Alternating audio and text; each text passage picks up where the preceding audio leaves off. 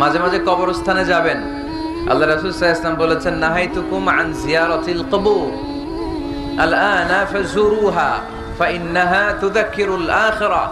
একটা সময় ছিল যখন আমি তোমাদেরকে কবর জিয়ারত করতে নিষেধ করতাম, বলেছেন মুহাম্মদ সাল্লাল্লাহু আলাইহি ওয়াসাল্লাম, কিন্তু এখন নিষেধাজ্ঞা আমি প্রত্যাহার করে নিলাম। আল্লাহ রাসূল বললেন, এখন আর সমস্যা নাই, এখন যাও, কবরস্থানে যাবে, যে কবরবাসীদের সালাম দিবে, মাইয়িতদের জন্য দোয়া করবে, কিলাব ফাইন্নাহা তুযাক্কিরুল আখিরাহ, কবরে গেলে আখিরাত স্মরণ হয়। স্মরণ হয় না?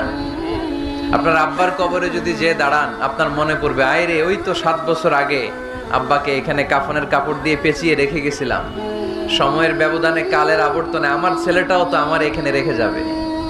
কথা বলেন? It's a reminder, it's a live reminder for every human being in the world.